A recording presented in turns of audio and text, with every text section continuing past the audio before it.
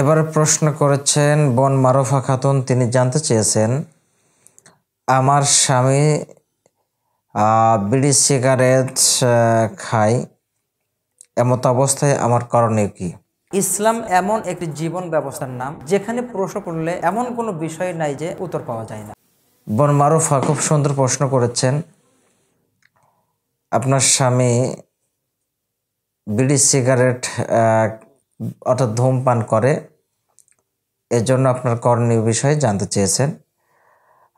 বোন মারুফা, আপনার 1 নম্বর করণীয় হলো আপনার স্বামীকে ধূমপানের যে খারাপ দিকসমূহ রয়েছে সেই বিষয়গুলা কোরআন সুন্নাহ ভিত্তিক এবং জাগতিক বৈজ্ঞানিক মেডিকেল সায়েন্স সকল বিষয়ের দিক দিয়ে বোঝানোর চেষ্টা করা, বোঝাইতে থাকবেন, তাকে ধূমপানের খারাপ দিকগুলা সম্পর্কে সচেতন করবেন, তার মধ্যে সচেতনতা জাগিয়ে তোলার চেষ্টা করবেন। এইভাবেই আপনি তাকে সতর্ক করুন। তার সাথে কোনো খারাপ ব্যবহার বা রূঢ় ব্যবহার করার দরকার নেই, বোঝাইতে থাকুন।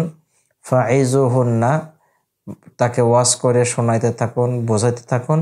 এবং 2 নম্বরে আপনি আল্লাহ রব্বুল আলামিনের কাছে প্রার্থনা করুন যে রব্বুল আলামিন, তুমি আমার স্বামীর ভিতর থেকে এই খারাপ গুণাবলী দূর করে দাও।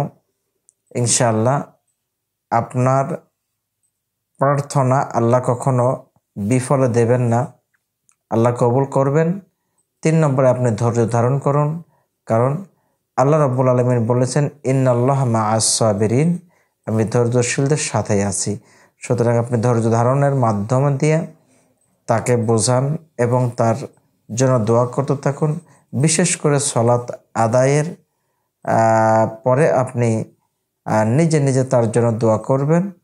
ইনশাআল্লাহ আল্লাহ রাব্বুল আলামিন তার কপালে হেদায়েত থাকলে ওই সকল গর্হিত কাজ থেকে আল্লাহ রাব্বুল আলামিন ফিরাইয়ে দেবেন ইনশাআল্লাহ। তোমরা যা জানো না তা তোমরা জেনে নাও। আল্লাহ সুবহানাহু ওয়া তাআলা এই মর্মে বলেছেন, ফাসআলু আহলা যিকরি ইন কুনতুম লা তা'লামুন।